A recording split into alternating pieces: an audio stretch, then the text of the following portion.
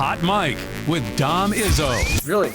Really, Dom? No. I like what Dom's doing. Okay. Dom Izzo. Jeez, come on, Dom. What do you think I am, a magician? Yeah, I'm fired up, Dom. What else could I say? Absolutely. I was great to get on the field, and then Dom came up to me, and I'm trying to walk away from me. I just wanted to enjoy myself out there. Hot Mike. Great job. There's got to be some kind of intelligent question about something. Is Hot Mike. Hot Mike. On the networks of WDAY. You know, if it's not about sports, I find it very hard to concentrate. Here's Dom Izzo. Dom Izzo.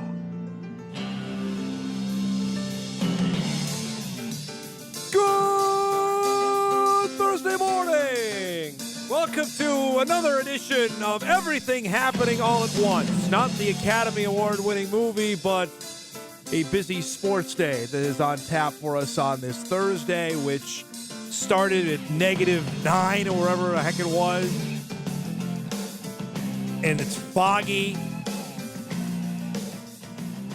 Just the old man rants to start our show on a Thursday morning as we are barreling towards the end of the month. The Sweet 16 begins tonight for you basketball rubes out there. It's a great basketball day that's on tap because we've got the Minnesota Boys State Tournament semifinals happening today for Class 3A and Class 4A. So the two biggest classes will be playing at Target Center today beginning at noon. We mentioned the Sweet 16 resuming tonight. The D2 semifinals are happening today as well, which is representative of the Midwest. Black Hills State. How about that? Spearfish, South Dakota being represented in the Final Four with a chance to play for the national championship. All that kind of basketball happening today. It's a huge hockey day here in town. The NCAA Regional will begin later today out at Shields Arena. 3 of the 4 teams are from the great state of Minnesota. St. Cloud State, MSU Mankato, and the University of Minnesota are all here. Games be played at 4 o'clock and 8 o'clock today at Shields Arena. We'll get into that before our show wraps here. So you got all that happening. There's afternoon hockey on. We've got golf going on. There's spring training baseball because a week from today, 1 week from today is when everything starts.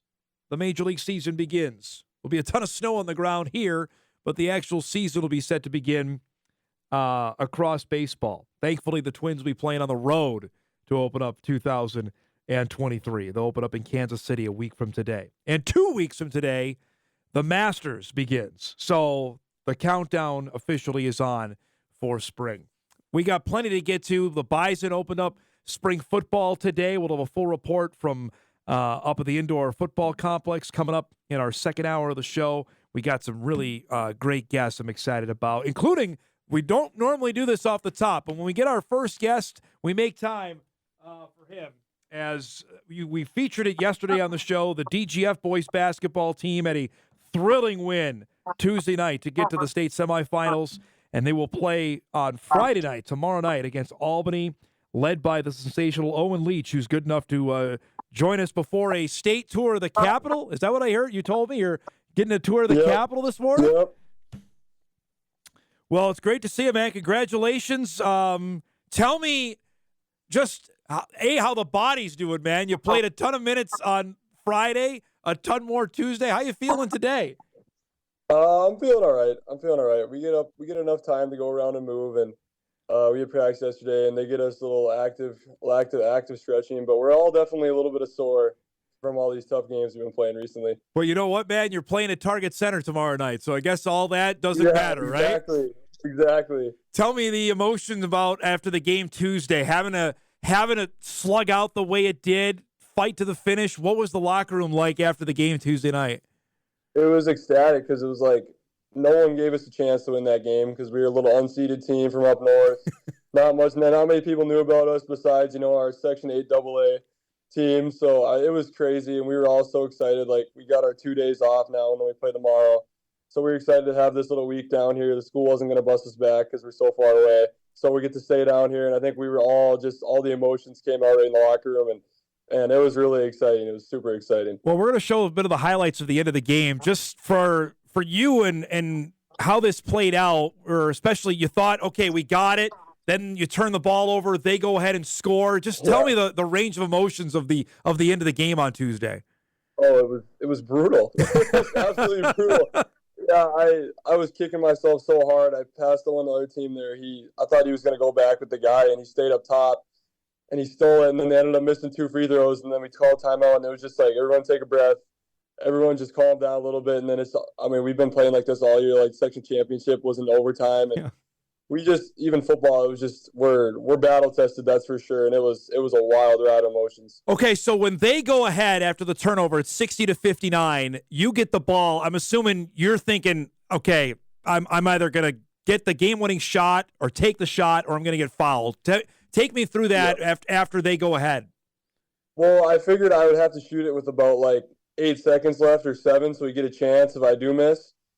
So I brought it to the hole, and then I was just kind of hoping to get a foul call, which luckily I did, because I'm pretty sure Aaron, the big guy on their team, ended up blocking me, but I got clipped from underneath, and then I got a body call, and I was like, thank goodness. Got up to the line, and I was pretty nervous, but I ended up sinking both of them, so that's pretty much what happened in that sequence. So at the line, man, I know you shoot all the time, but how nerve-wracking were those 2 free throws? Pretty nerve-wracking. The good news was that there was nobody behind the hoop, really. So it was just from the sides. That's all I could hear from the sides. So there was no one behind the hoop, so I was just like, just lock in on that orange cylinder and let's put them in here. So after you make the free throws, they call timeout and end up trying the football, full court pass. Just when you saw that happen, describe where you're at the floor and where everybody else was positioned. I was guarding the inbouncer, so he absolutely unleashed it, and he threw it all out of bounds pretty much. So, and then I was like, all right, let's get this together. Let's get it in bounds. Let's get these free throws shot, and let's get this game over with. But I don't know. I was just happy they turned it over. I was like, oh, sigh of relief. So when you guys go up 3, is Coach Clark telling you to foul? Was that this? Yeah. And then they end up, obviously, they made 1, they missed the second, and then craziness ensues after that. What I thought was really impressive, Owen, was the amount of students you guys had, the fan support behind your bench. Yes. Described on a school night, man. It was you had a great student section. Yeah, they were awesome. I think a lot of people were really excited for us just to be able to make the trip down. I know a lot of them stayed in hotel rooms together, and they were super excited. Because a lot of them have been playing in the sports on these when we go to state, and they're excited to go watch a team from their own school. So I was excited for them, and I know we're even going to have even more. Yeah. I know they're dismissing school early and canceling all after-school activities and stuff like that. So we're going to have quite the crowd down there for Albany. I know you have had plenty of AAU experience. Have you had the chance to play at Target Center before? I never have, no. Okay. So we're going to go catch the game. One of my teammates plays for Park Center from AAU, so we're going to go watch them play tonight. Tell me what you think that's going to be like just for you and your team then tomorrow night. You got the late game, so you're going to have a big crowd there. Yeah, it's going to be super fun. I mean, yeah, it's going to be crazy because, I mean, like you said, none of us have ever been there, and I went to watch a game in 15-16 when our team made it there, and that was really, really fun, and I know they had a great time. They ended up losing, so hopefully we flip that, but no, we're all just super excited to get there. Tell me about what you know about Albany, what you've been preparing for tomorrow night. They're just really big. They're a really big team, and they got Tyson Goretz, who's going to MSUM next year. He's super athletic. Then their supporting cast is really, really, really good. And they've played a really tough schedule this year, and I think they have 1 loss. So I mean, they're a really good team, and we're just gonna have to play. We're going to have to play some good ball to beat them. So you're going to see a guy you're going to face off in the Northern Sun here in the not-too-distant future. Yeah, I got the first round ahead. Aaron Stevens, he's going to SMSU, and now I got Tyson going to MSU. Yep. So we're watching the video from Friday night. You've got 78 points, man, in the last 2 games. I mean, is this about as good as you've ever played? Yeah, I would say this is right up there. I mean, I think my shooting right now has been really, really good. And then my ball handling usually comes around at the end of the year, really better than it has. Because football wasn't great to start because we had a week before we played our first game. Right. But no, I think I'm playing some really good basketball right now, and I think my teammates are as well. I gotta know how many people came out, like your text, your phone. How much did it blow up Friday? You get 50 points in the section championship game. That's pretty crazy. What was? Yeah, it was family, past teammates, AAU teammates, AAU parents. It was everyone like, oh, you really just dropped 50? Yeah, I just everyone. It was crazy. Were you just in a groove? Like, what about it? What about Friday night made you say that either I can't miss or give me the ball, I'm going to score? I think it was just they didn't do much to help the guy guarding me, and my coach said, just honestly, if they're going to do that, just take it at them. And they fouled us a lot, so we were in the bonus, and I ended up shooting like 24 free throws. So that has something to do with that. Hey, man, they're not going to ask you how. They're just going to say how many, man. And you can say 50, exactly, right? You know, exactly. that's that. You know, and the bigger thing is, as you well know, you got to make your foul shots, and you were doing that. Yeah, for sure. You know, you mentioned this earlier, and I'm glad you did, because obviously yourself and many of your teammates played football. Everybody knows what happened. I'm interested, Owen, just what that 48, 72-hour period after the state championship game, what that was like. How hard was that to deal with? It was so hard. Like, on our bus ride home, I think the seniors were the only ones talking, and everyone else was really down because we had nothing left. So, I mean, like, what are we supposed to do? Yeah. And then it was a tough pill to swallow. We had a little, like, welcome home ceremony, and we all kind of just felt like it was just, like, kind of a pity party, and we were all not very happy about it. But, I mean, we still got a second place in state.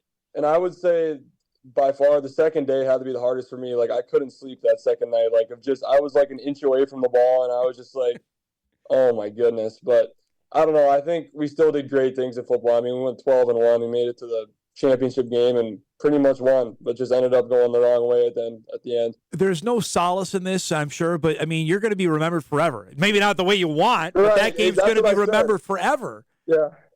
Yep. Like I always said, we got on Good Morning America and like Sports Center and all that stuff. It just got to a point where it's just like, geez, it's just everywhere. So does that make what you've done here in basketball maybe a little sweeter to say, okay, you know what, maybe we can do something that, because I think everybody figured in football you guys are going to be really good. I wasn't so, in basketball, you weren't the top seed. Does that make this even more sweeter what you've done this month? Oh, yeah, for sure. Kind of like a lot of people told me it'll probably mask over a little bit of the football, which I'm not sure if it'll actually do that, but it's for sure helping, that's for sure. And I know it's kind of funny because someone told me that New London basketball might have lost on a buzzer beater in overtime. In the playoffs too, and I was just like, everything comes full circle a little bit. So we had Justin Wick on the show last week from Minnesota Duluth, your future coach, to see them make the Elite Eight. He's obviously super excited that you're coming there. Tell me about the recruiting process and why Duluth stood out to you. It was really quick with them because they were kind of in a transition period because they lost two of their assistant coaches because Casey Bergman was my recruiter. He ended up going to USB. So then I had it was kind of like a month lull where I didn't hear from him. And then all of a sudden, Mark Sonnen from the Cities, he hit me up and was like, man, we want to get you here as soon as possible. Like, we love your game. And then I think when he started talking to me, I got an offer like a week later. And they brought me up there, and I was like, and I just fell in love with it right away because they brought me up in the best time too, so they're kind of cheating. It was like in August, so they brought me up in August, and it was super nice up there. And they brought me out to eat, and I think right from there, I knew I wanted to go there. Well, you're not. It's not like you're on. You don't know anything about snow and wind from where you grow up. Right, I mean, exactly. you know what's going to happen. So, to see what they did as well.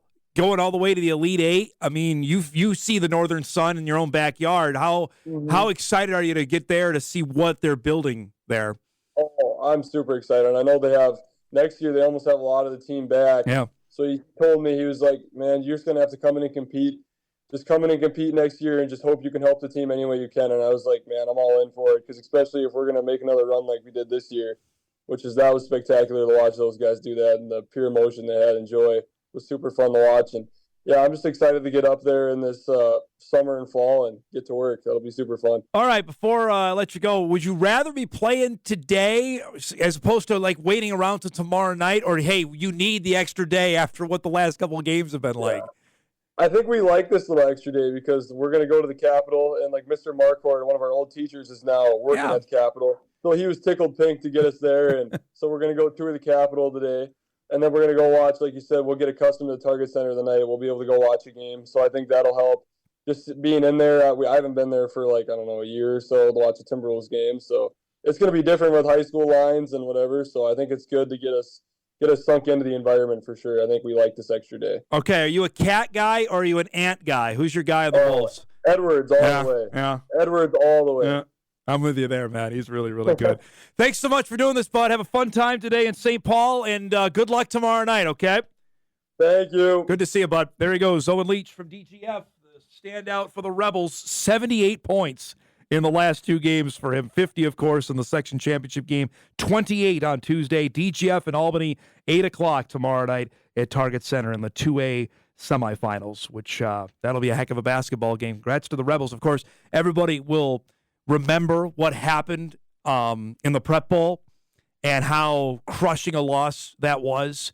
And the majority of the guys that played football are on this basketball team and have now experienced quite the ride that they've had over the last month. And we'll see what happens tomorrow night in Minneapolis. That's just the start of a fun show coming up for you. One great basketball player. We got another one coming up at 9:35. The pride of Jamestown, Mason Walters, will join us, the newly minted NAIA Player of the Year, just off of that award, and announcing his trip into the transfer portal. We'll visit with Mason about, winning the award and what's ahead. That's coming up at 9:35. At 10 o'clock, Logan Campbell will be by. Logan's up at NDSU Spring Ball as we speak, visiting with some of the players as the Bison had the first of 15 practices at 7 o'clock this morning.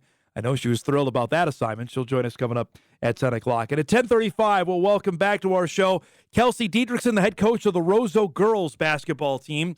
If you missed the news yesterday, one of the all-time greats in the state of Minnesota, Katie Borovich, announced that she is medically retiring from basketball because of the lingering pain in her spine and in the back of her skull. That, of course, caused her to miss all of the 2021-22 season. She played this year. She was captain of the Gopher women's basketball team, but a difficult announcement there. Kelsey's known Katie since she was in 7th grade. Of course, Katie was part of that state championship team in 2017 with her older sisters. We'll visit with Kelsey coming up at 10:35. That and a heck of a lot more here on our show. We come back. The Wolves played a thriller last night. We'll show you that. Minnesota Duluth women's team is going to play for a national championship. We'll show you that. And portal season keeps on spinning. We're back after this on Hot Mic on WDAY Extra and InForum.com.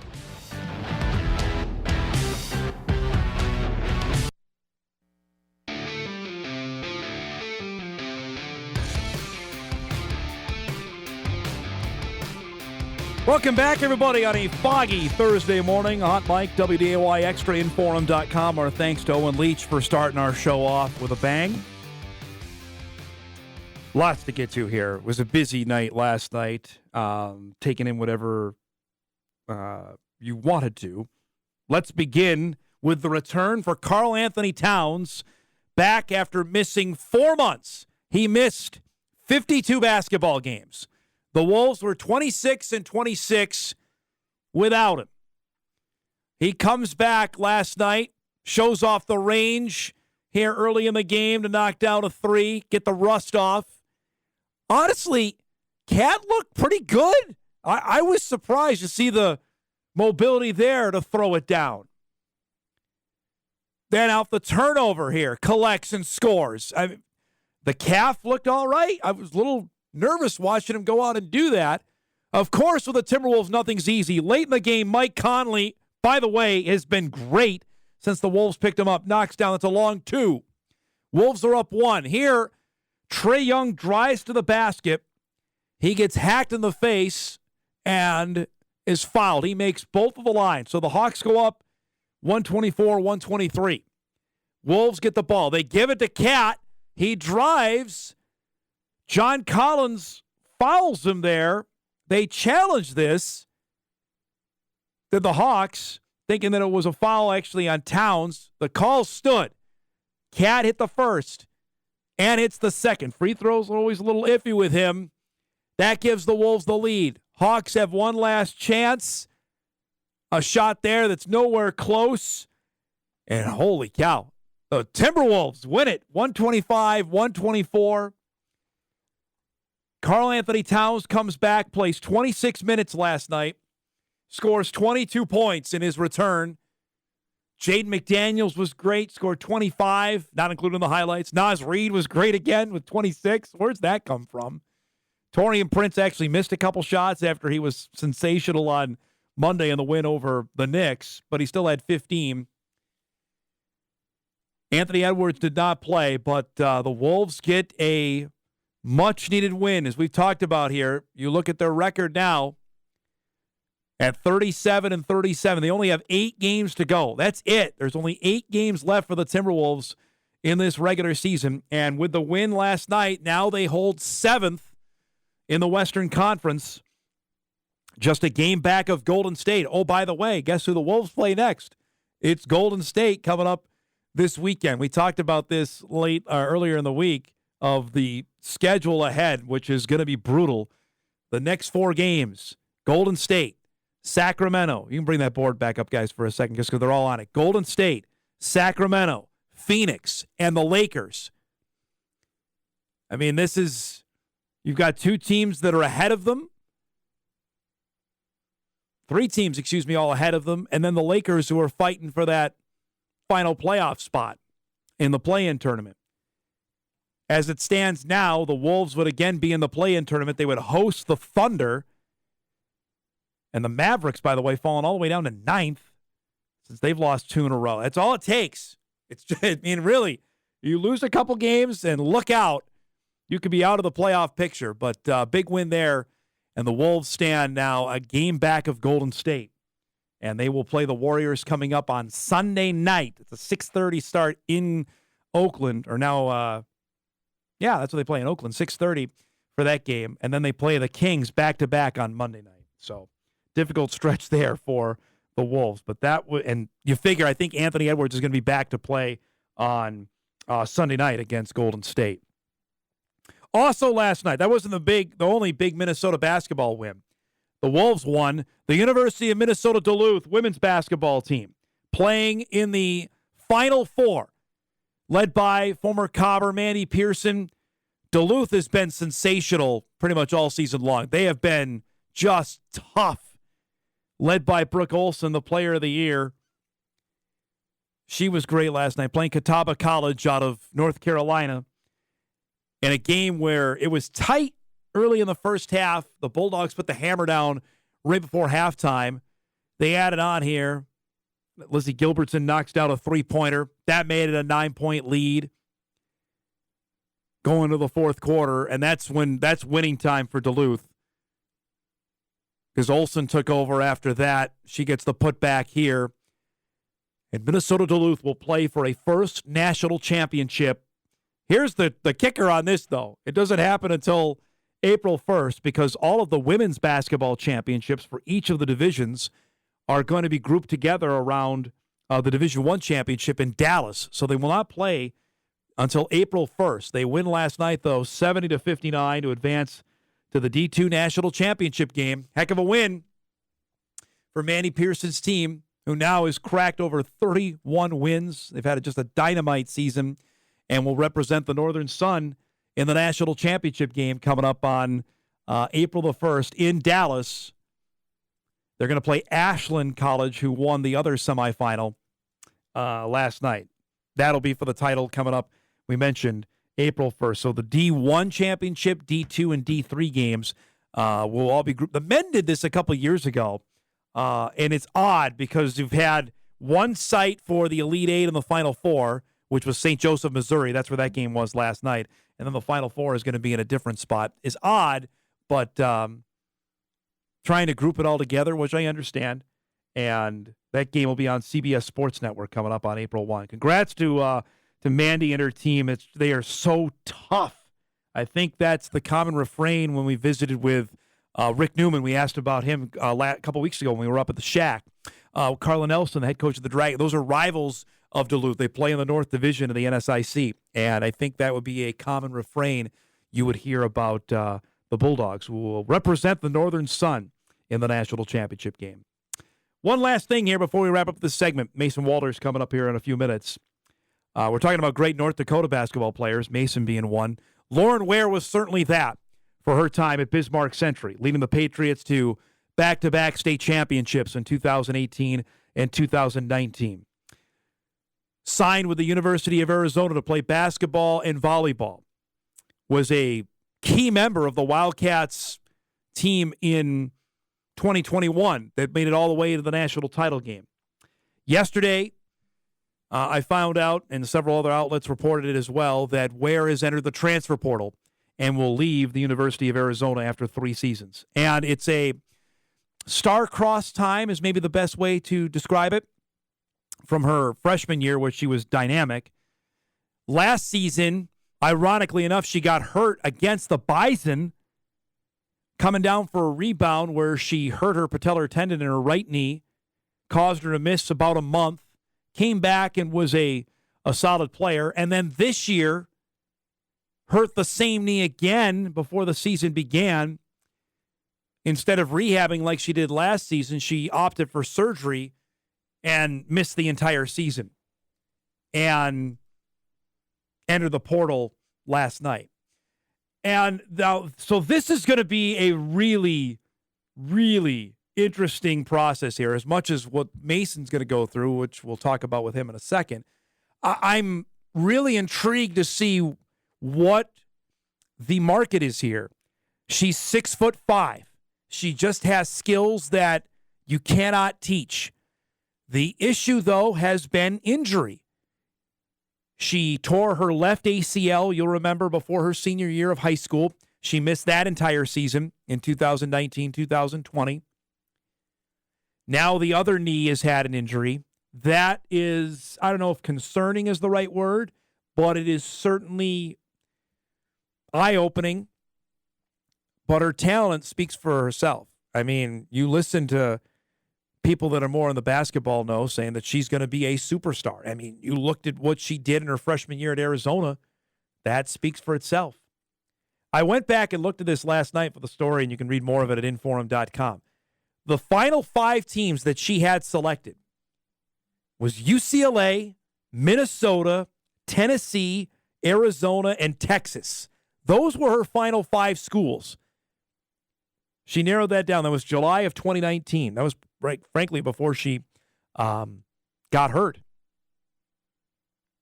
And obviously she ended up choosing Arizona. I think there was the possibility, the potential to play volleyball, which she did this time last year in the spring season to help out getting ready. And then she ended up focusing on basketball. That's what I think the appeal was. I remember visiting with her and Ron Metz, the legendary Century coach, about why Arizona won out in the long run. Now, of course, I've had people reach out to me when this story broke. Well, Jory Collins, first thing he should be doing is calling Lauren Ware. Yeah, that's an obvious statement. I wonder, though, her talent was upper echelon Power 5. Arizona made the tournament again this year, okay? Adia Barnes knows what she's doing. They lost in the national championship game to Stanford a couple years ago. Would it be great to have her come back? Sure. You just wonder how this is going to play out. We're going to try and get Lauren on the show, and hopefully she'll be able to share some of her wisdom here. Her younger brother you saw play at the State A couple weeks ago, William, is going to Minot State. He's a good player. I don't know if there's appeal of that. I know the Ware family just a little bit. And I'm sure it's disappointing that it didn't work out there, but there will be other suitors. And I would imagine there's going to be some high-profile ones, too. You just don't know about the knees. That's the thing that might scare people off. But it's going to be really interesting to see where this ends up. I think a lot of people have their eyes on maybe back here. I don't know if that's the case. Again, you heard the final 5 that she was interested in, okay? That is a who's who in women's basketball. Her talent took her beyond the borders of this state. It may remain so even in the portal. Speaking of which, our next guest is in there. We'll see if he has a destination. Mason Walters will join us from the university. Now I can say former member of the University of Jamestown, the NAIA National Player of the Year. What a week it's been for him. He'll join us when Hot Mike returns on this Thursday morning. We're back right after this.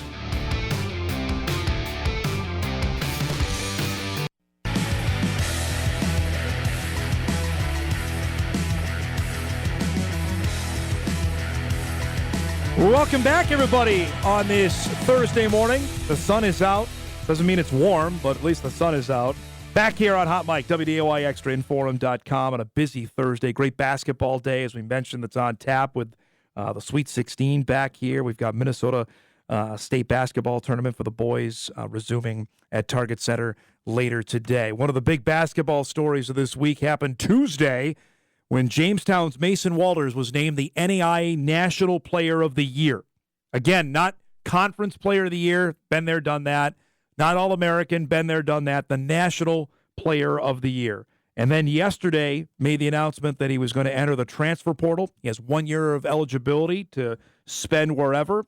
I know when we had Mason on in February, he told me that was likely what he was going to do, and yesterday made that official, and the man himself can speak more to it because he's good enough to come back on with us on this Thursday morning. First off, congratulations. I know you're such a humble guy and it's about the team, but tell me, when you found out you won this award, what was your reaction?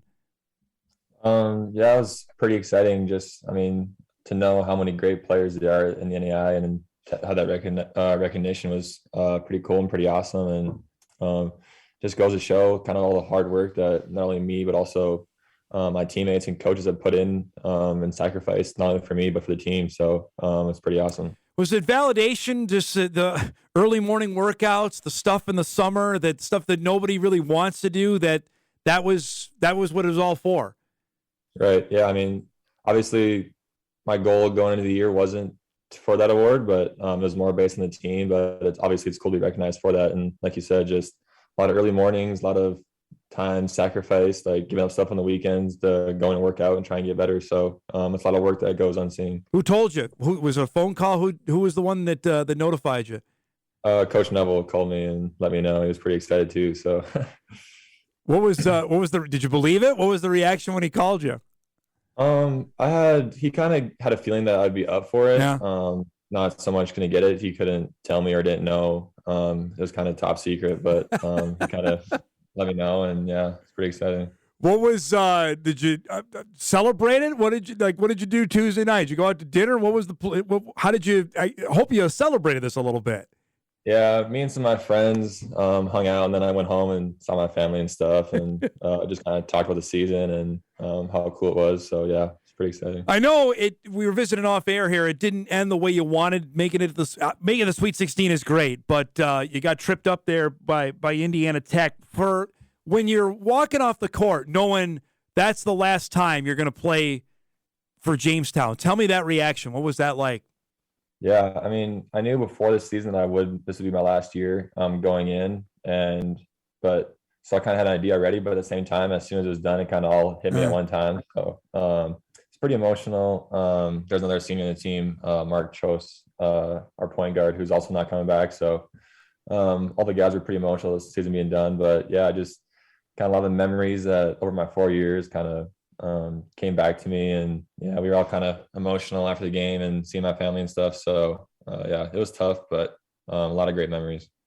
And then obviously the news yesterday about the decision to go into the portal. You and I talked about this last time you were on in February. Tell me about, I guess, to make that decision and what is ahead now. Yeah, so kind of from my perspective, I just wanted to go to a place where I can kind of push myself and keep trying to get better, and ultimately go to a place where I can fit in and be a part of like a winning culture. Obviously in Jamestown, we've had success and been able to win. So I want to continue to do that next year, and a place where I go and play, because I only have 1 more year left of eligibility. So I don't want to, obviously no coach can promise you minutes or whatever, but at the same time, I want to go to a place where I have a chance to play and actually get on the court. So would you think about going pro, of doing that, or were you always going to want to use this 1 year of eligibility? I had thought about it. I had some people reach out to me and that sort of thing. And ultimately that's kind of my end goal. Is what I'd like to do after next year is do that and pursue a career either overseas or in the States maybe. But I would like to, after I'm done, like I said, play. But I think what's best for me is to play next year and kind of prove myself against that higher competition at the Division I level and kind of prove myself. So obviously the big question is then, who have you heard from? Who can you tell us that you've talked to so far? So I've heard, I think in total, either on the phone or like text messages, probably around like 36 schools. So around like 30 schools just yesterday. So yeah, it was pretty crazy. I had like a little notebook and just trying to keep track of everybody, and I'm still having trouble kind of getting back to making sure I reach out to everybody. But some of the schools I reached out yesterday were the University of Wyoming, NDSU, SDSU, USD, Omaha, Montana State, University of Montana, Pacific, Bradley, Drake. There's a decent amount that I'm forgetting, but yeah. So when your name gets in there, was it almost immediate that your phone started going off, or how soon after when you put your announcement on Twitter was your phone going off? Yeah, so I had class yesterday at like 9 to 10, then 10 to 11. Okay. And I did it at 9:30, and like I sent that tweet out, and then probably within half an hour, I had probably 20 messages on Twitter just asking about it and reaching out. So yeah, it kind of blew up. I mean, I know you and I have talked about this, and everyone knows your story so well. You wanted to stay home. You bet on yourself to go stay home, play well. But now it seems to me you can cash in, so to speak, in a big-time way. Describe that of, you know what, I wanted to stay home. I wanted to play for Jamestown. But now, by however kind of circumstances, you got a chance to now go prove yourself in the Division I world. Right. Yeah. Like I talked about it before, but like coming out of high school, I had those 3 offers from Jamestown, Valley City, and Minot, and super appreciative of Coach Neville and Coach Peterson giving me a chance. And I felt like I owed it to them, and I had no reason to leave. Just I had great teammates, great coaches, and a very tough conference, so I could keep getting better. And I felt like I did that. Obviously, from freshman to sophomore year, freshman to senior year, got a ton better. And now I feel like I've done almost everything besides, obviously, we couldn't get that national championship or make a deeper run. But yeah, now it's just I get one more year because of COVID. So I'm thankful for that. I'm going to try and use that to the best of my ability and go somewhere else to play. So we had Matt Merkin on the show last month, and I asked him about offering you, and he said, I should have offered him more money. Can you tell me about that? What do you remember about the conversation with Minot State? Yeah, I really liked Minot State and Coach Merkin a lot when I went there for elite camp. I think, if I can remember correctly, I went to Jamestown elite camp, and then 2 days later, I went to their elite camp at Minot State, and they offered me. I really like Coach Merkin. He's a great coach, and I like their program as well. But I just thought what was best for me was to stay in Jamestown, and obviously it worked out pretty well. Everybody, Mason will say, well, if NDSU reached out, well, one of your best friends, guy you won a state championship, plays there in Bowdoin Scunberg. Is that, how much have you given any thought to potential have a reunion? Definitely. I've been kind of open to just hearing everybody out. Honestly, right now, just I think the biggest thing is just fit for me. Like I said, I kind of want to go somewhere I can play, and I'm not necessarily looking at just the biggest school or whatever the highest conference, but a place where I can continue to grow and continue to play and what's best for me. And yeah, if that's NDSU or if that's somewhere else, I'm for it. And obviously being good friends with Bowdoin, I've talked to him a little bit already, but that'd be pretty cool. And if that's what it is, then so be it. When you look back, is what stands out to you as a couple favorite memories you had playing for the Jimmies? When I say that, what stands out right away?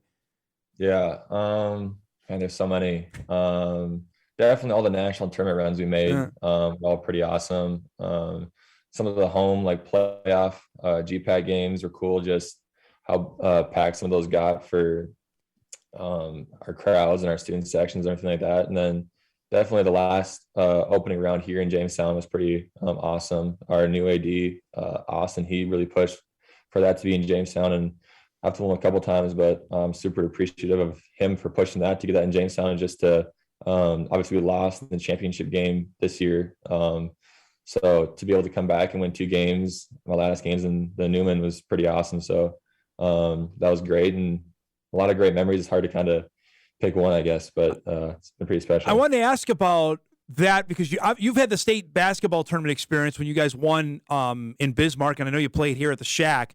now with the expand, we're going to 3 classes. Next year, Jamestown's likely going to host. Would the Newman Center? How good would that be for a basketball, for a state tournament? Is it big enough, do you think, to host?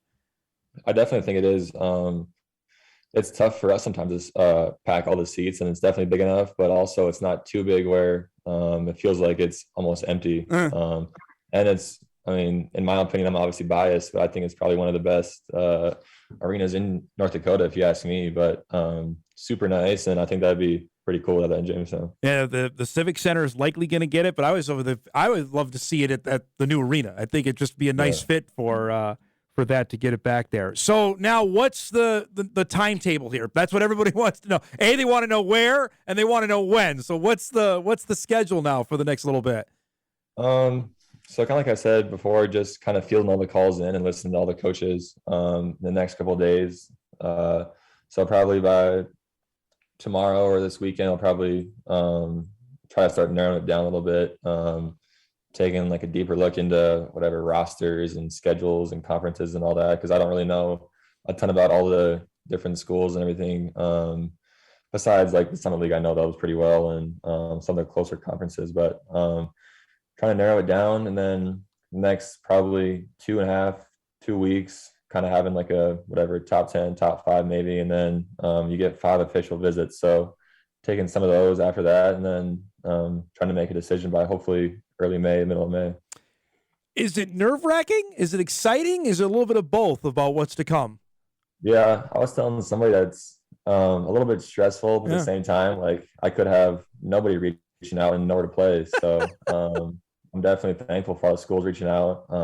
It's definitely exciting based off of my recruitment process out of high school, a little bit different.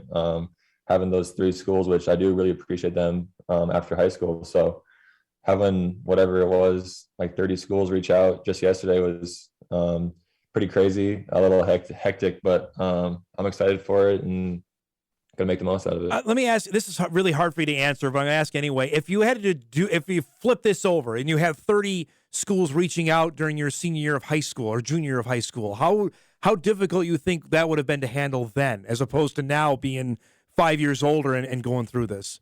Right. I think it would have been very crazy. Yeah. Just being able to be obviously more mature and also know a little bit more about the ins and outs of college basketball helps a lot too. So yeah, I'm definitely glad that it's now instead of out of high school, because it's crazy. I don't know how I would have done it. Are coaches still asking, is it true that you actually grew 2 inches when you got to college? Yeah. A couple of those has asked me how that happened. I don't know. I could still be growing. Yeah, right? Right. I don't know. I've been having some like knee growing pains and stuff this year a little bit too. So I don't know. I could be still growing. I don't know yet. Oh man. There you go. What are you at now? 6'9"? Yeah. Like 6'8", 6'9". All right. We'll say 6. Always round up, right? Yeah, Well, it's great to talk to you again, as always, man. Congratulations on the award. That was super cool to see. And just as you know, covering you for the last 5-6 years, it's been awesome to see you have such a great success at Jamestown, and looking forward to see what's next. All right. Thanks for coming on this morning. For sure. Thanks for having me on. I appreciate it. Good to see you, bud. There he goes. Mason Walters, pride of Jamestown, who was the National Player of the Year for the NAIA. And now the real fun begins on where is next. And you heard already the list of schools, all of them basically mid-major schools. People are immediately going to draw, as we did with the topic we had with Lauren Ware before we had Mason on. They're going to even more draw this to NDSU because his high school teammate, Bowden Skunberg, plays at North Dakota State. And obviously the two won the state championship together in 2019. And I mentioned this in my commentary last night, and you can watch it at InForum.com now. All the attention was on Bowden because Bowden had already verbally committed to NDSU that November of when they went on and won the state championship. And maybe rightfully so. I mean, as a Division I guy, he was a junior at the time that was going to go play for the Bison. But Mason was the guy on that team. Walters won Mr. Basketball that year. He was the state tournament MVP. The offense, as much as Bowden was monstrous, went through Mason. And again, I think for people that don't know that story or missed out on seeing why he went. He wanted to stay home. He wanted to prove that he could do this, and was dynamic for Danny Neville and the University of Jamestown. And as fate would have it, with this extra year of eligibility, now he's got an actual chance to go show that he could play against Division I guys. And it'll be fascinating to see where he goes. Much like with Lauren Ware, this one is going to be fascinating as well to see how it plays out. We're overdue for a break. We'll come back. We'll wrap up hour one. Hour two, the Bison are back on the football field. We'll show you some video from the opening day of spring ball. Hot Mike returns after this on WDAY Extra at InForum.com.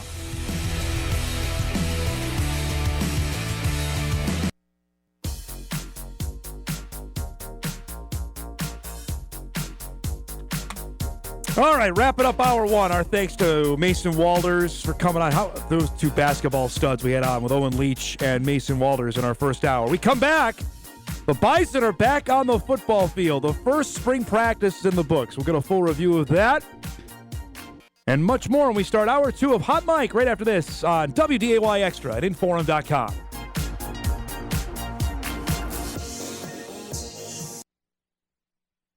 This is Hot Mike. Hot Mike on the networks of WDAY. Here's Dom Izzo. Welcome back, everybody, on this busy Thursday morning. WDAY Extra InForum.com. Kelsey Didrikson from Roseau will join us coming up at 10:35 on the abrupt end of the great Katie Borovich's career. That's coming up before we say so long on this Thursday. Typically, our next guest joins us on Fridays. We haven't seen her in a month because she's been all over the state of North Dakota. Logan Campbell's back with us here. You're also on vacation tomorrow, so that's why we had to move it up a day. So vacation. Who gets those? I don't know. People were saying that today. They're like, "Who gets vacation?" I'm like, when you're traveling for a month straight, you deserve a vacation. There's no doubt about it. Before we do any of the Bison chatter, what did you make of your first tour of somewhat of North Dakota over the last little bit? Yeah? I remember I told you when I first got here, I want to see Minot and I want to see Bismarck at some point. Finally got to do it. There you go. 2 years in, you got it. 2 years in. It was awesome. The high school tournaments were so fun, and it was so awesome getting to know these athletes, these coaches, and these teams, and they're all so great. And I did not realize how much people care about high school basketball in the state of North Dakota, because it's not like that in Virginia. It was awesome. It was so fun. The environment. What's the sport in Virginia? Football? Oh, no. For high school stuff? It depends on the area. Yeah. Football, lacrosse, honestly, is huge. I would say lacrosse more than anything. Wow. Okay. Yeah, a lot of D1 athletes come from. Yeah, you don't mess with basketball. It's a big deal. Well, and also for certain towns too, it's a big deal. People just don't care about the state tournaments in Virginia. Yeah. Not like here at all. Well, and you ran into your first tournament. You ran into a couple towns. Garrison being one, hadn't been there in forever, and they won. Their first game. That's certainly, and then you had with the Thompson girls, they had the kind of game that they had. Oh my gosh, back-to-back games. The Class B girls environment was pretty one good. of the best. Yeah, it's pretty good. It was awesome. And rugby, there were so many people from rugby there.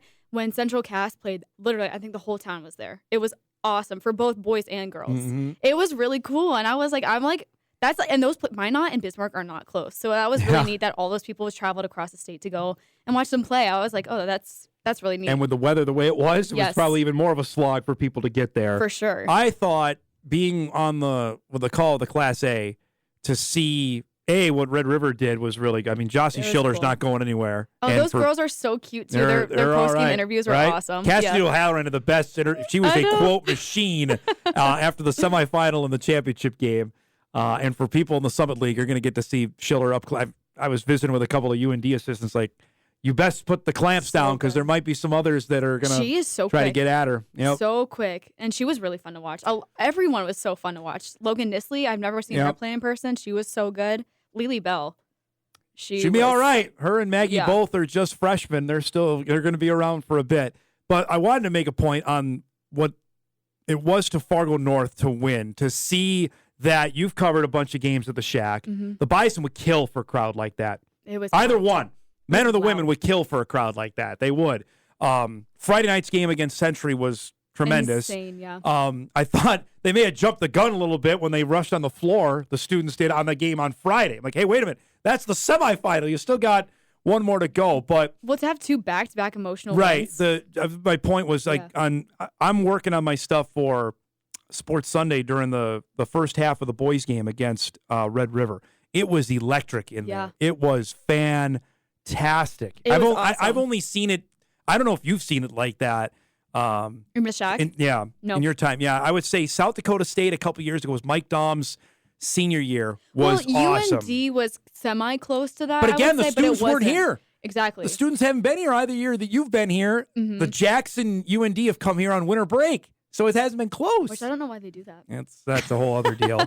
I would say South Dakota State men have brought it out, and the UND men one time have had that at the Shack. But that was pretty good awesome. stuff. It was awesome. And it was so loud. Like, I said this when I did Hot Mic the other week. I could not hear anything. And you noticed that, too, because you would have to, like, check in with me and be like, yeah, we're throwing to you. I'm like, oh, yeah. Because the students were so loud behind me. It was awesome. I would do I'm so excited to do that again next year. It's going to be pretty sweet. Well, we got a lot more coming now since we got 3 classes. There's going to be even more to take in on that. Crossover season times 2. Yeah. So that really is on steroids. It really is for what November is. You were, speaking of crossover, you were just up at the Nodak Insurance Football Performance Complex. I got to get a new acronym for that. They call it the IPF, apparently. That's what they're calling it. Just the indoor practice facility. It's not as good as the Shack, but we got to figure out something there. But it was the first official day of NDSU spring ball. What did we glean out of day one, if anything? Spring ball is always so interesting. You don't really know what to expect when you're walking in there. We talked with Entz yesterday. He mentioned a few people that weren't going to practice. Right. None of them were practicing. Logan Hofstad was doing some drills, but he wasn't doing a lot. Hunter Roseau was not doing anything. But what caught my eye was Cole Wisniewski was doing drills with the safeties. And I noticed, Rajah Nelson was doing drills with the running backs, which I've never seen either of them do anything with any of them. We're not there when they're doing the team drill, so who knows if they're actually going to play there, but they were doing some individual drills there, interesting. Which I've never seen before out of all the practices we've been to. So let's first start with the Wisniewski stuff because safety's a spot that's going to get hammered on this month and certainly during fall camp just because of the lack of players they have there. I was talking to you about this when I first saw you this morning. There were significantly less people in the safety group compared to every other group there was on the field. Well, they moved one safety too. Reggie King got moved from safety to cornerback is what Entz told us yesterday in the press conference. So there's one less guy back there. Mm-hmm. The graduations of Tutsi and Weber is significant, clearly, because they played 120 some odd games together. I don't know that's something literally they're going to have to figure out as this month goes and then the month of fall camp before the season starts. You would think they would need a veteran presence back there. See, Wisniewski seems too big to me, though. I know, but he's quick. Yeah. That just seems and he's smart. Yep. Definitely know that. He's won the last 2 Elite 90 awards. So, but if he's not there, I feel like this is my gut instinct. Could be totally wrong. Ryan Jones, we could see. Yep. But who else is, who's a veteran presence? Ryan Jones has been there this is his sophomore year. Correct. He's not played, though. That's exactly. The thing. Yeah. So, Cole is 6'4", 220. That is gargantuan. I don't know. I don't know if that's... I think we'll see different combinations there. Linebacker as well. Yeah, they're going to need it. Cornerbacks didn't have that many people either. We talked with Jaden Price after practice today. Who's the only returning guy in that group. And he talked about that a little bit. And he said, he's excited about what he saw today from the younger guys. He said there's a lot of energy, which he wasn't expecting. So that's good. Good news. So I don't know. I think there'll be a lot of different rotations that we'll see during spring ball. So the listed safeties right now is Hudson Arts, who's a redshirt freshman. Jones, you mentioned, sophomore from Frisco. Ty Satter, who's now in his 4th year on the program.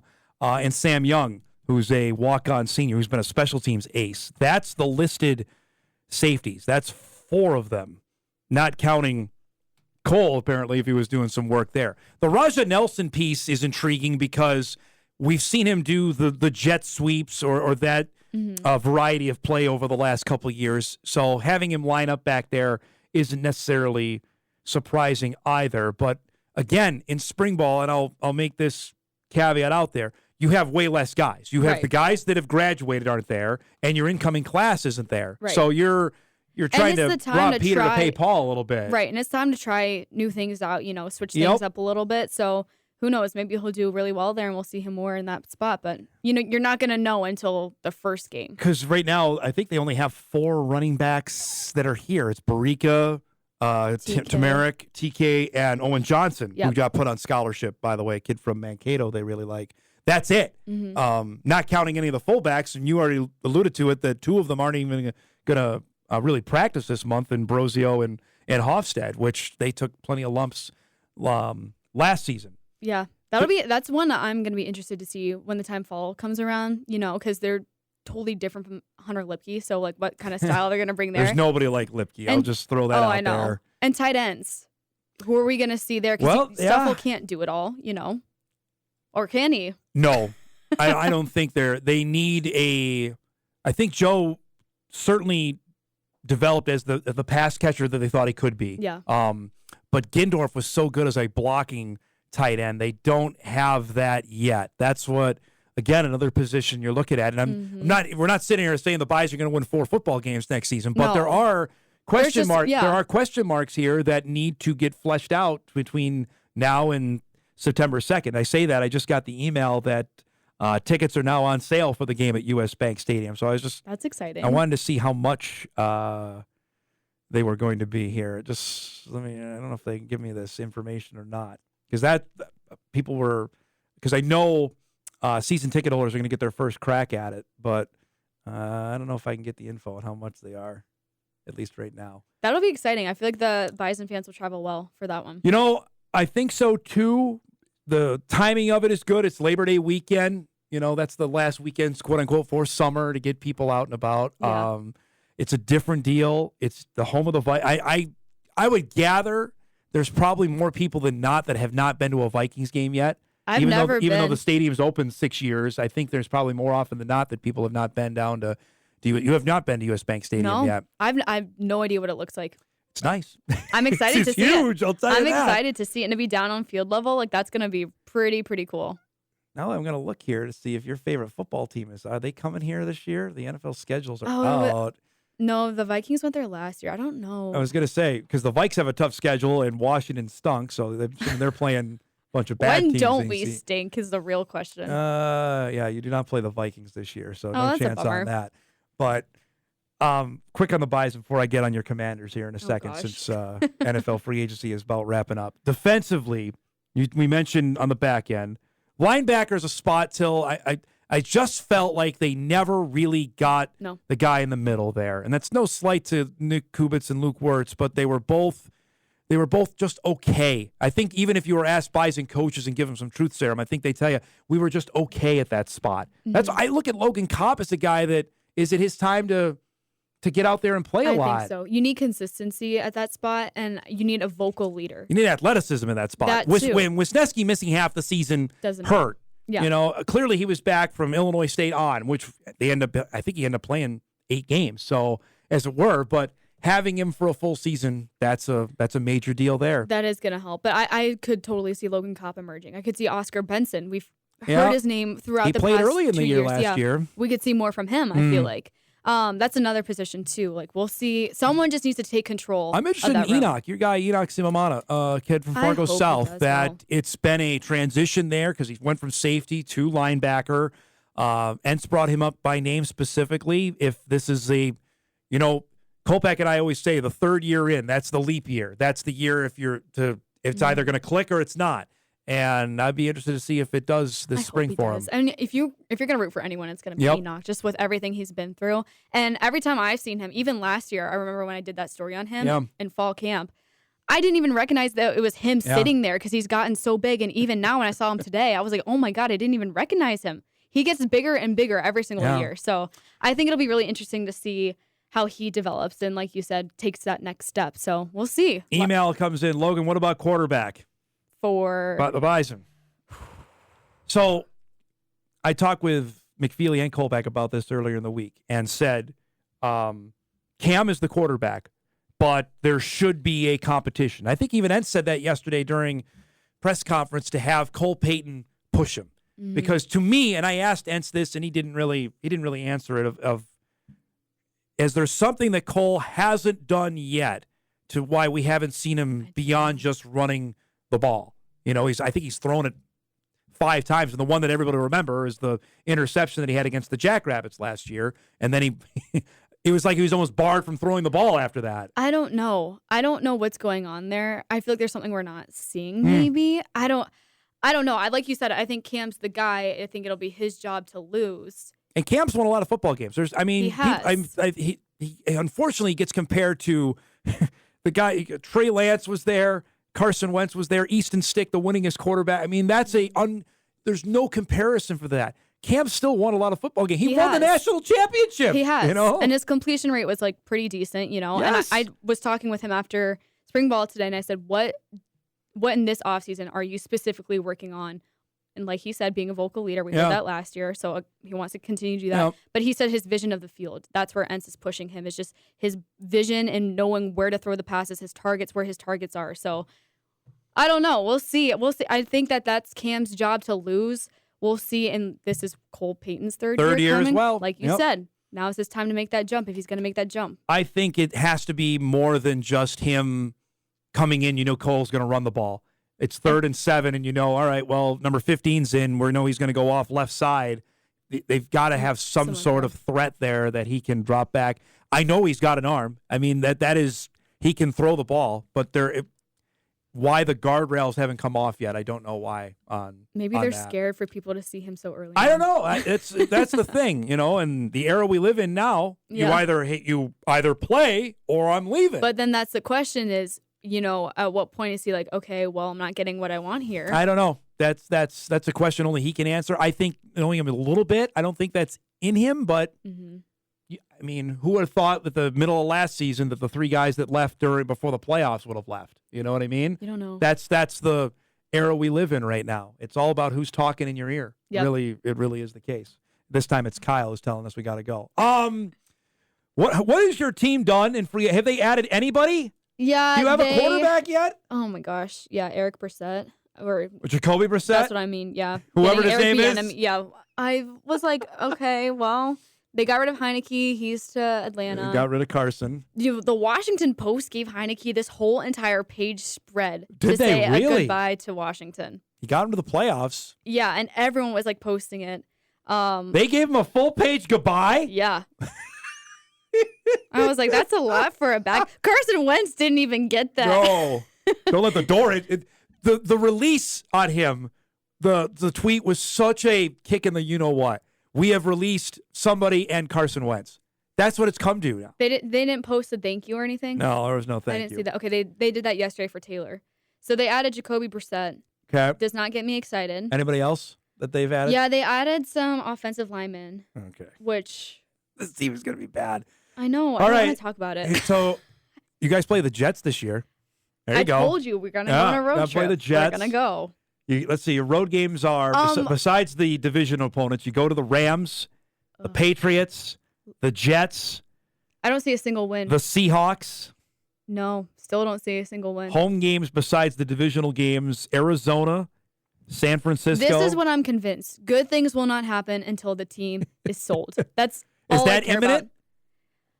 So now some Canadian billionaire I heard is in on. I saw like on Michael Jordan's in on it, like Dwayne The Rock Johnson's in on it. Everyone's in on buying this team. The Rock wants in. I don't. He's got his own football league. Everyone what does he need, wants the them. Commanders? Everyone wants them, and as long as someone else has them, I'm fine. And good things will start happening once you flesh out all the bad things. And then there's so many questions. He leaves, and then they blow up the stadium and build a new one. Is that how that has to go? Well, so no one will sell them the land until he leaves. So they physically cannot blow up the stadium until he leaves. Oh, what a But the dumpster places fire. they're talking about in Northern Virginia, which would be an awesome place to have it if you have it in the right spot. But the place that they want is halfway between Richmond and halfway between, like, where I'm from, which is 30 minutes south of D.C., in Dumfries, Virginia, which is nothing. There's no one there. That's a ways away. Yes, no? it is so far away. It's an hour and a half away. From D.C.? Yeah. Wow. And the traffic down 95. Yeah, that's brutal. Awful. Yeah. It will take you 4 hours just to get to that game. What is it now from Landover to D.C.? Oh, What like is that? 30 minutes. Okay. not including traffic, which is also bad. But there's nothing in Landover, so like you could at least like build like things around here because there's land. And Landover, you get a Popeye's chicken, which is about it. I'm not even kidding. And that's where everyone goes before the game, so the chicken sells out if you're not there within the first hour it opens. Well, you should go sometime. It's great. I've been past it. Like I've driven past it. Like. Well, and you were saying you didn't like Nats Park, and that's one of the coolest places in DC. I do not like the National Stadium. But you went in 2011. I did. It's been a long time since I've been back. And it's so sweet now. It looks it. You From got the pictures you showed me, it looks a little different. Pools, yes. Bars, restaurants. It's sweet. You got to I get will back say there. this: the food was awesome at the stadium. I would recommend that. It's in my top 5 of the baseball stadiums I've eaten at. Oh, top 5? Yes. There we go. We got that going. PNC Park is number 1 in Pittsburgh by far. They have buffalo chicken tenders that I would fight anybody over. Really, really good. I would not take you for like a spicy kind of guy. Oh yeah. Those are number 1. And then in Philadelphia, they have crab fries. In Philly? Pete's, you would think Pete's that'd be Chicken a Shack is thing. really good. Really, really good. What about Camden Yards? It's been a while since I've eaten there, but I assume it's still pretty good. The whole stadium is just fantastic. That area is super cool. Super cool. That's the Baltimore that we love. The other one's scary. Awesome job this past month. Thank you. Really enjoyed seeing you get a chance to do that. Enjoy some time off, and we'll see you back here next week, all right? All right, I will. Logan Campbell joining us here, breaking down the first day of NDSU spring football. Much more on that on our news tonight. Of course, don't forget we'll have coverage throughout the month, and don't forget we'll be live up at NDSU's Pro Day next Wednesday. Hot Mike will be there with apparently all 32 of the NFL teams will be in town as well. We'll take a break. We're overdue for that. We'll get back on schedule. Hot Mike returns after this on WDAY Extra and InForum.com.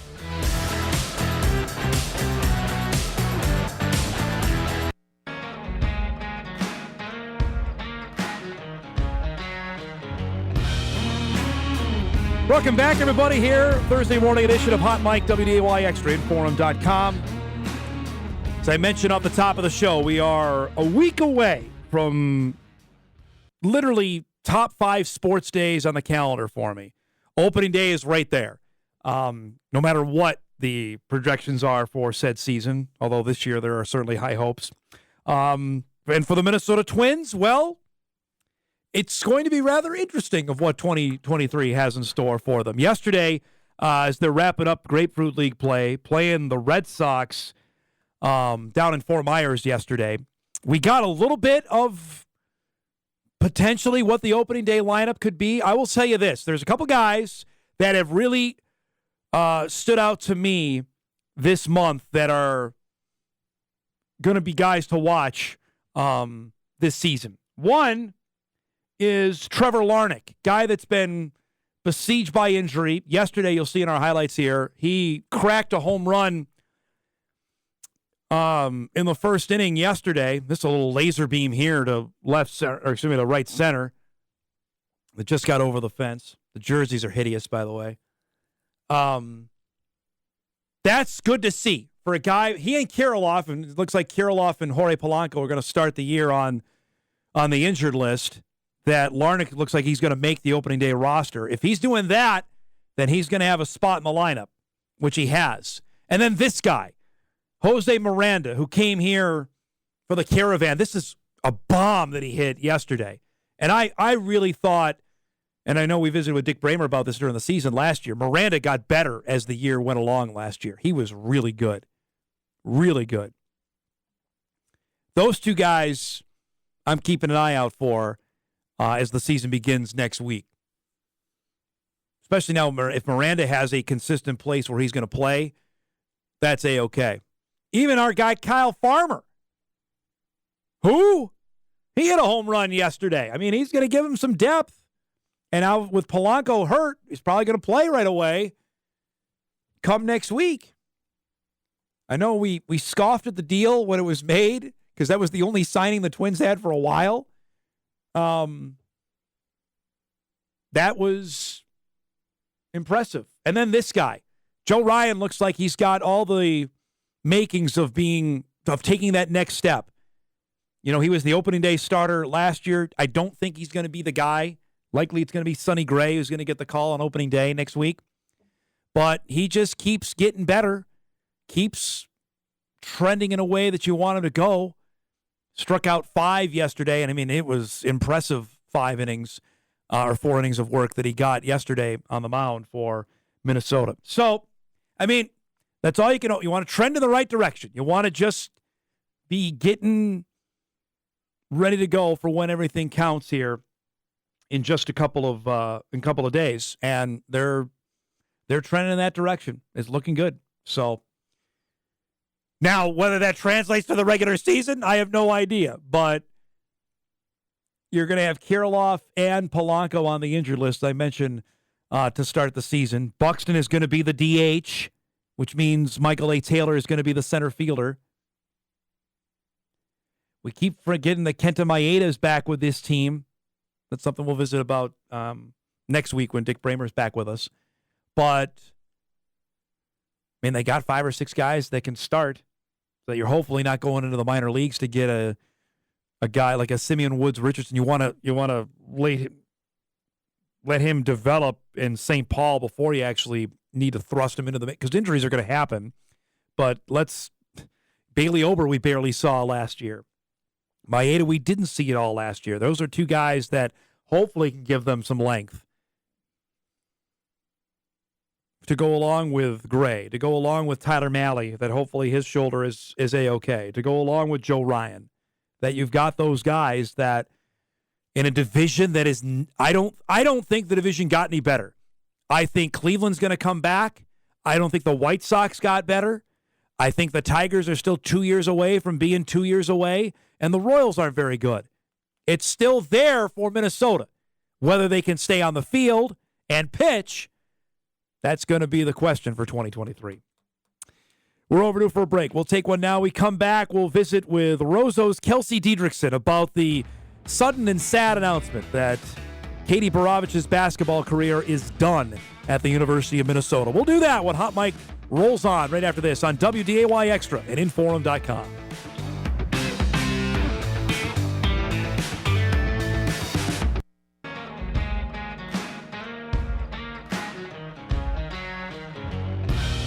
All right, welcome back, everybody. Busy Thursday. At least the sun is out. Hopefully the fog is out of here after we had that this morning. Getting set for a busy sports day. Remember the NCAA Hockey Regional coming up here in Fargo. St. Cloud State and Mankato is the first game. The Gophers play tonight against Canisius. That is out of Buffalo, New York. That's not too far from my neck of the woods. So if you need any pronunciations on it, it's not Canisius, it's Canisius. Make sure... If you're attending the Golden Griffins, though, it's a heck of a nickname. That's 8 o'clock tonight out at Shields Arena. And interested to see the crowd without UND in attendance at the regional, what we're going to have for the number 1 seeded Gophers playing later tonight. I'm always excited to have our next guest on. I wish it was under different circumstances, but it's always great to visit with the girls basketball head coach at Roseau, state champs in 2017. Kelsey Didrikson is back with us. I know how much of a Bison football fan you are. I just got an email about the tickets going on sale at U.S. Bank Stadium. Is that a road trip you're going to make this year? We have a family wedding. Oh, who gets married in the fall? Come on. I know. So you've already been been cursing about that then, huh? I mean, I haven't actually RSVP'd to the wedding, but yeah. Hemming and hawing about that. Yeah. I'm interested to see. We were just visiting Logan Campbell and I were talking about this, about what the crowd will be like at US Bank. I think it'll be good. I don't know how many. I don't know if it'll be more than Target Field. That's the bar, that's the bar to set. Right. I don't know. It'll be fun. I'm curious about that. It's like I said off the top, I wish we were visiting our different circumstances. Obviously, the story came out yesterday that Katie Borovich is going to have to medically retire from basketball. This has been such a wild ride, especially for you over the last few years when she decided to leave early and enroll a couple years ago at the University of Minnesota. Tell me your reaction when you heard the news that this was going to happen. Just sad for her. I mean, she this was her dream, and she worked so hard for it and went after that, and, definite sacrifices along the way. And, like you said, kind of took a risk there, leaving early. And anything, I think just that kind of social media chatter, like people just loved watching her play, and her love for the game, and her competitiveness were obvious. And so, yeah, just, sad for her, sad for the game, sad for, just all of the Katie Borovich fans that, it seems like a chapter is coming to an end a little bit too early. For people on the outside, and myself included, maybe this is you as well, I guess none of us maybe realized how much she was still in pain. I didn't know that until reading that yesterday. I did not. I think she's a gritty, tough kid. Obviously bump into her mom a lot. And so, she had shared a little bit of that. But I think, that's just Katie. She's kind of kept those cards close to her chest. And, if you're going to be that good, you got to fight through some things. And, and so I just respect that she was vulnerable about it and honest, and certainly probably a pretty brave decision on her behalf. It was probably, and I know you and I texted about this when she missed last year, of how close she was done to playing altogether then, to have the procedures that they had, that her basketball career could have ended a heck of a lot earlier. Yeah. And, that I think just is a testament to her love for the game and willing to, try to do what she needed to do to rehab and improve her health. And obviously didn't maybe work out the way she was hoping, but hopefully, in the big picture, she learns from it. She's going to be better because of it. I had texted her sometime just during the season saying, we're rooting for you, and whatever adversity you're going through is going to make you stronger. And, I don't, maybe not right away, but you got to think that in some way, someday she's going to find her way back to the game. I know we texted when Minnesota came here to play the Bison, and you sent me a picture of the watch party you had at school with your current team. And you mentioned that. What did she mean, Kelsey, to you, the current girls that never saw her, that didn't play with her? What did she mean to your current group? Well, our senior group this year is actually some of the last kids that were in the gym with her. And so actually yesterday, believe it or not, I was actually teaching and not on social media when the story broke. And my 5th hour seniors, they're like, I'm giving them directions, and then I'm like, any questions? And I can see there's like this little chatter going on, and I'm like, what are they going to ask me? And they're like, did you see about Katie? And these aren't even all basketball kids, but just Roseau kids. And I do have a few senior basketball players in there. And I think so, not just basketball, people in Roseau, but I think just really, all of Roseau. And Roseau has a rich tradition of sports and some great athletes. And I think there just is a respect and appreciation, for that. As far as our program, like I said, these are some of our last kids that were in the gym with Katie.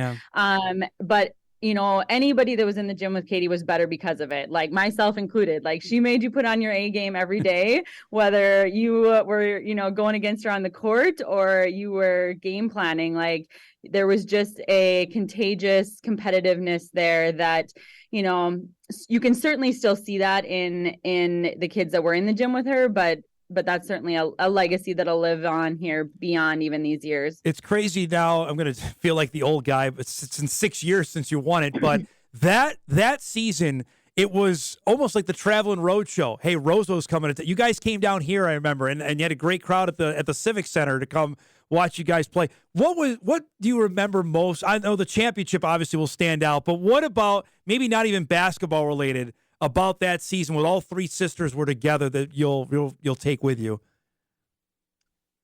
Oh, well, I think what you said about, it was such an intense commitment. I do think now, being a few years removed from that, I have even a greater appreciation for how, to be honest, how good we were and how great some of, especially the Borovich sisters were. But, even the supporting cast, like, I think that's something that, my assistant and I talk a lot about when we kind of reflect back on that. Like, obviously, having just the horses that the Bravich sisters were, is a pretty good recipe for success in and of itself. But there was a really, really strong supporting cast, of kids that had put in a tremendous amount of time and maximized their potential.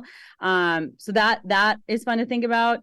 And I don't really know how, but we just, somehow understood, when I say we, really my assistant and I, but just we understood the potential we had, and we were on the road all the time, trying to play good competition, trying to, just get ourselves seated at the state tournament in the best possible situation. We did a lot of overnight trips where we played Friday night, Saturday, because we wanted to model that, that section or state semifinal, state championship game. So it was, what do I remember? I remember it was a blur, but a lot of fun. I'm trying to think. You played Ada, right? Is that right? Or is it the following year? I'm trying to remember. Okay, it was the following year. We played Ada the following 2 years, I think. They came here and then we went there. I remember some of the visiting crowds, though, like for when you guys come and then the home team would come out just to watch your team play. That had to be pretty neat. Yes, for sure. I remember being we were playing in a local school here, and the TV camera showed up and the coach was like, "They're not here for us." Thank you. I remember texting with you when you guys got to state, and Kylie was on her way to MSUM. Casey was obviously starting to heat up, and I remember you saying this, and I'm not just saying this because you're on. Said the younger one might be the best one of all three. What was when she had that kind of performance at state? How did that? I know Lindsay was there watching. What changed after that?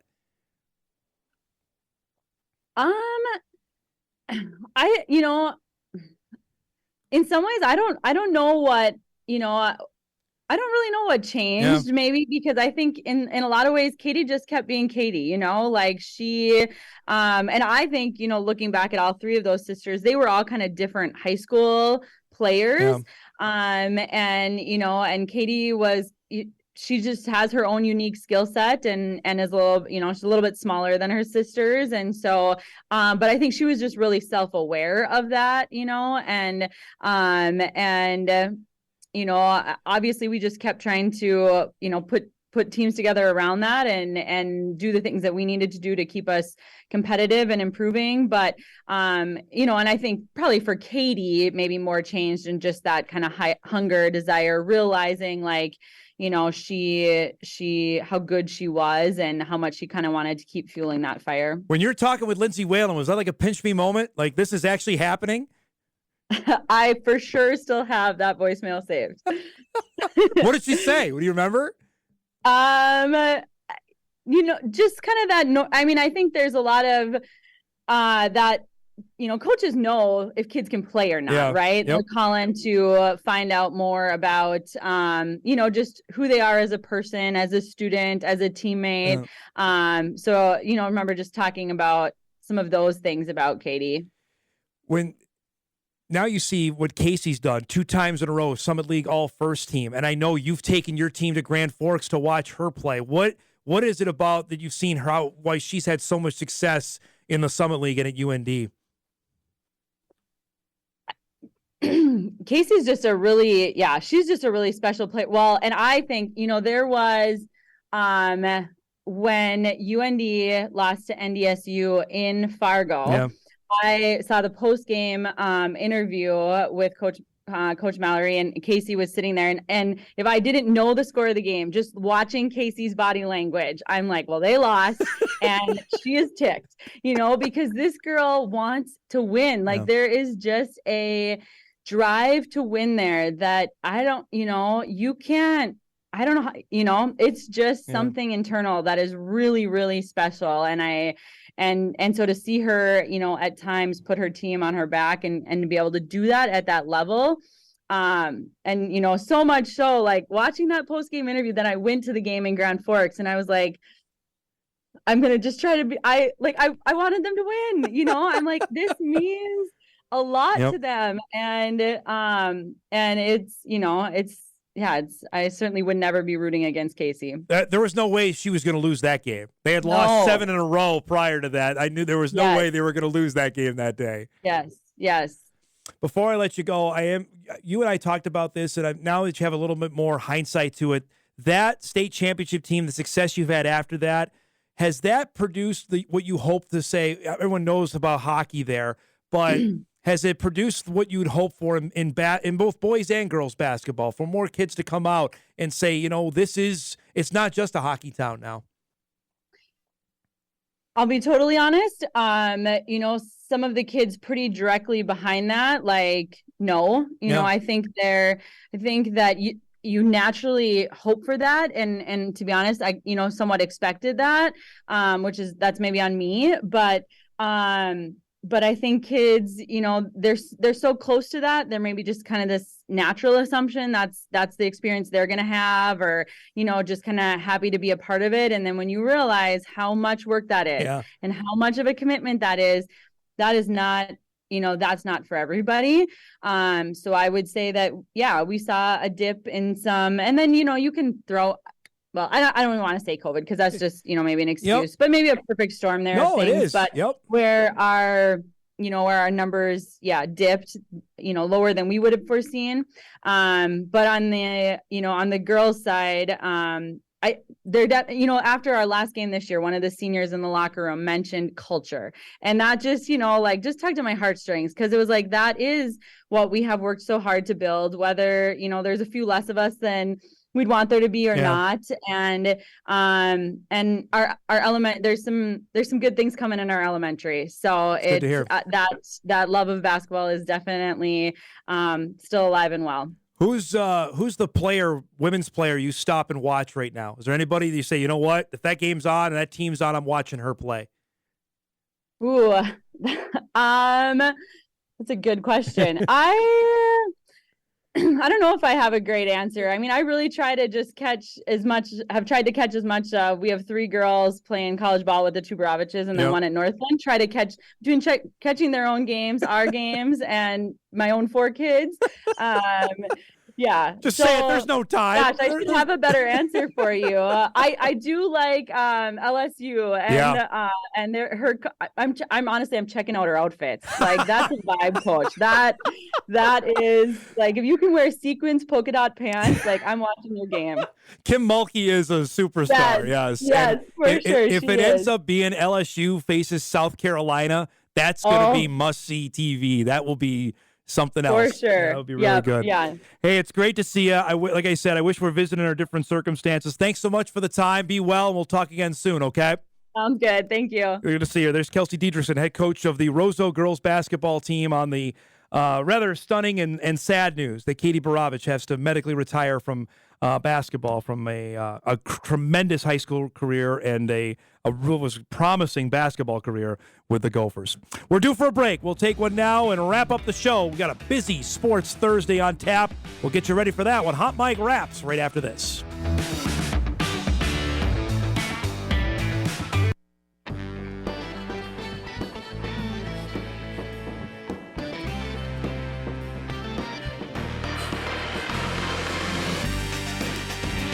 Wow, that was a packed show here today.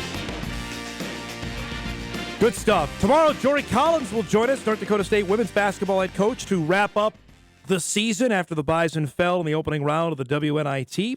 Also, Brad Schlossman will join us to recap the opening day of the men's hockey tournament with the games going on out in Fargo tonight. Again, for those that are interested, I don't know about tickets. I think everything is sold out. The UND fans gobble them all up. I don't know if they're still going without their team there. Be interested to see. The first game is at 4 o'clock today. That's Mankato against St. Cloud State. That game is on ESPNU. That'll be followed by the Gophers and Canisius. That game at 8 o'clock on ESPN2. The region championship game is on Saturday evening, 5:30 on ESPNU, coming up on Saturday. Lots going on today. Let's get you ready for what to watch before we get out of here. Speaking of the Gophers, they're featured on that as they'll play Canisius. That's the second semifinal, 8 o'clock tonight. on ESPN2 to check out the Golden Griffins and the Gophers from Shields Arena here. Roxy Bernstein is on the call, I believe, with Ben Clymer. Those are the announcers that'll be here in Fargo for the games today. The best game, I think, of the Sweet 16 is the late game in Las Vegas, of all places. Gonzaga and UCLA, 8:45 tonight on CBS. Winner goes to the Elite Eight. Two great programs there. That should be a dynamite game. Rematch, of course, of that epic semifinal they played where Jalen Suggs hit the game-winning shot. That's coming up tonight, 8:45 on CBS. And the Twins are back on Bally Sports North. You heard Dick Bramer will be on the call of that game as they make their television debut against the Blue Jays coming up at noon. We got to go. Thanks to our guests today, to Owen Leach, Mason Walters, Logan Campbell, and Kelsey Didrikson. If you missed any of our show, you can podcast it later today at InForum.com. Everybody enjoy your Sports Thursday. We'll be back to recap it all back here on the show tomorrow on Hot Mic on WDAY Extra and InForum.com. Have a great Thursday, everybody.